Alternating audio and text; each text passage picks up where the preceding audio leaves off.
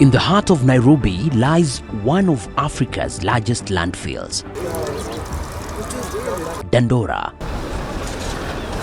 Here, among towering mountains of old-age garbage, life goes on for those involved in sorting waste.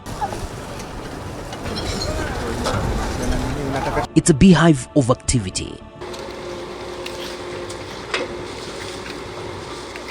Everyone for themselves.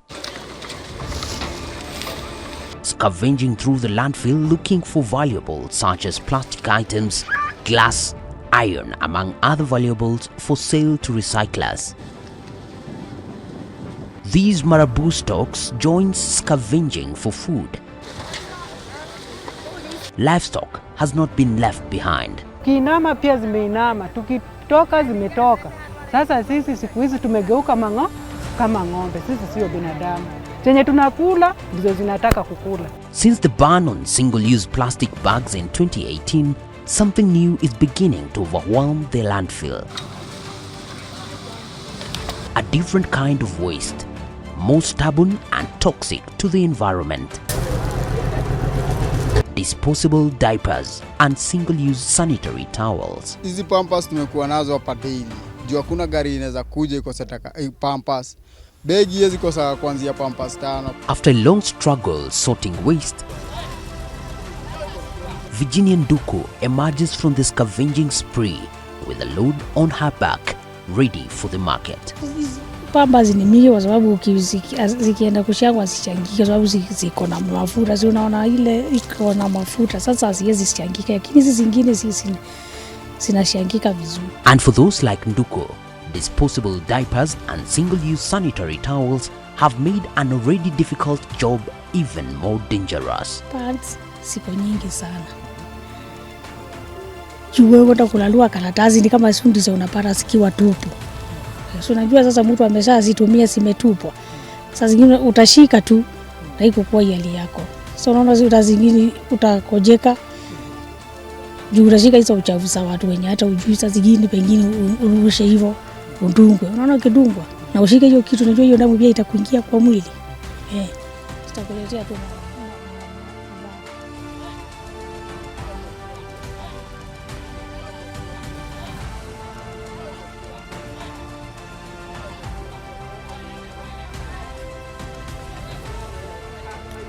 Despite being declared full over 2 decades ago, Dandora landfill still receives over 2,000 tons of waste daily.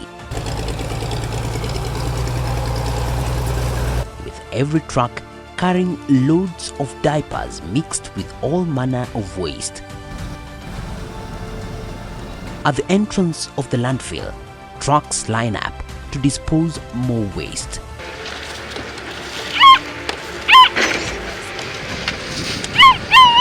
The concern reaches beyond just garbage piles.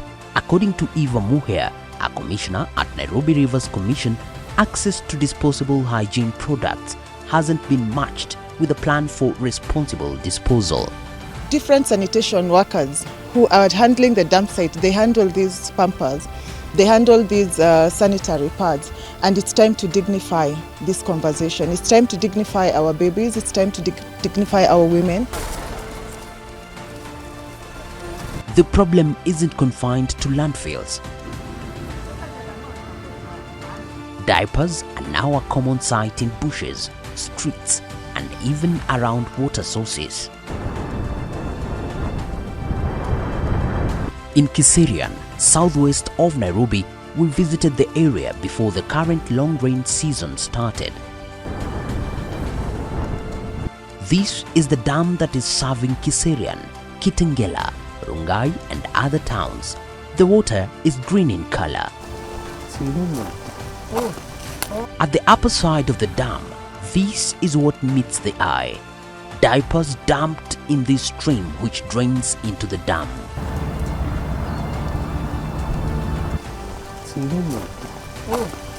As livestock feed near these contaminated sites, experts warn of exposure to microplastics, tiny, nearly invisible threats that enter the food chain.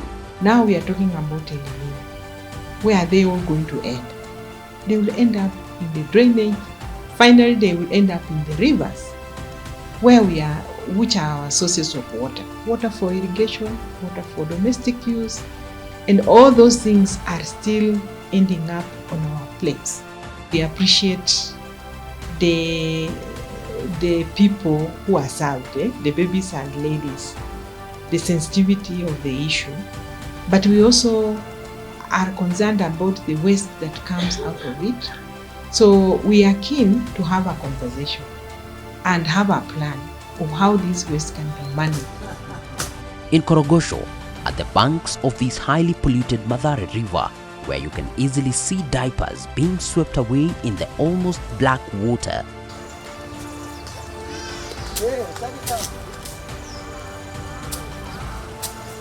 A group of reformed youth who were once involved in crime is busy planting trees to make a recreation facility. Tulianzisha kikundi mnamo mwaka 2019. Tukikuja hapa tulikuwa kama vijana wale wenye walikuwa wanatumia madawa, walikuwa na mambo mingi kwa kijiji. Sasa tuliweza kupatana pamoja tuweze kupatia kijiji shukrani, at least watuone tumebadilika. They used diapers to plant trees. Tuliona hakuna mahali pampers inaenda, because pampers hakuna any recycling inafanyiwa. So tuliweza kuenda YouTube tukajaribu kuona ni njia gani tunaweza tumia kuweza kuweka maji kwa mchanga ilali ile tukipanda miti.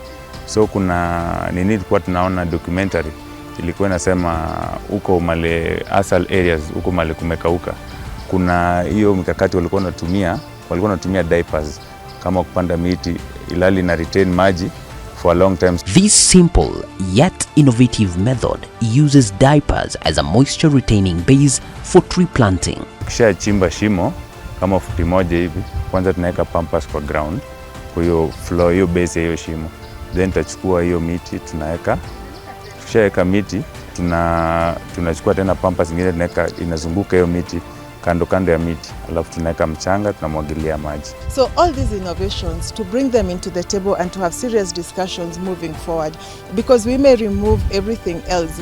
At the dump site, the polythene that remains from the pad is what now we are finding at the dump site. What can we do with that? So those are the conversations that not one person, not one organization holds the solution, but a platform of all of us in a coordinated way in one platform. Will be amazed what can come out of that.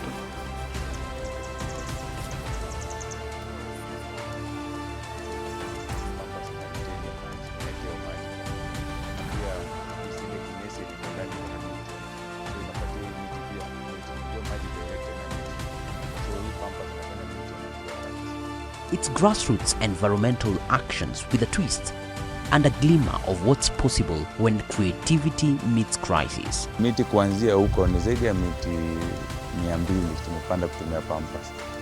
Tangu tuanze tumekuwa tukitumia pampers kwa upanzi. Naona miti wanaendelea vizuri hadi maua.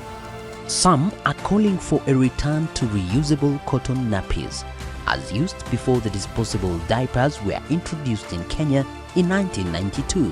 But changing parenting habits in today's fast-paced world is an uphill task.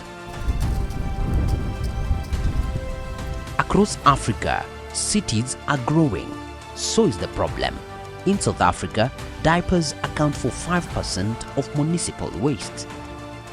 According to World Economic Forum report, globally, over 300,000 disposable diapers are burned or dumped every single minute.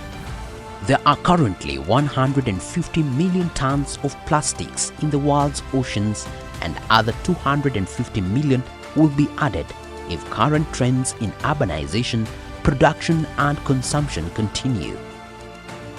A report by the World Economic Forum and Ellen MacArthur Foundation estimated that by 2050 there will be more plastics than fish by weight in the oceans.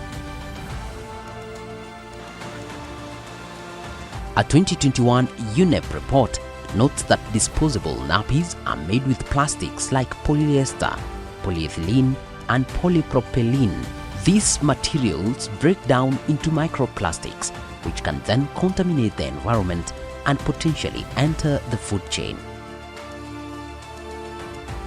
A study into plastic pollution in the River Nile carried out in 2020 by Earth.org in collaboration with Sky News found that 3/4 of sampled fish contained microplastics, sparking concerns about the implications of plastics entering the human food chain.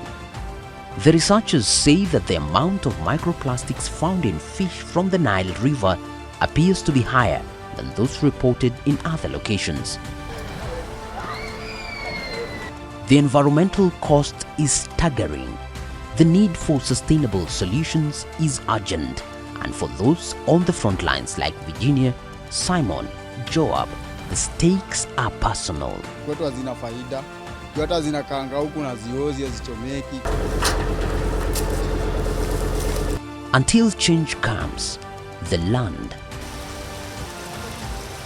the water and the people continue to choke from diapers and probably on their daily plate of food as microplastics.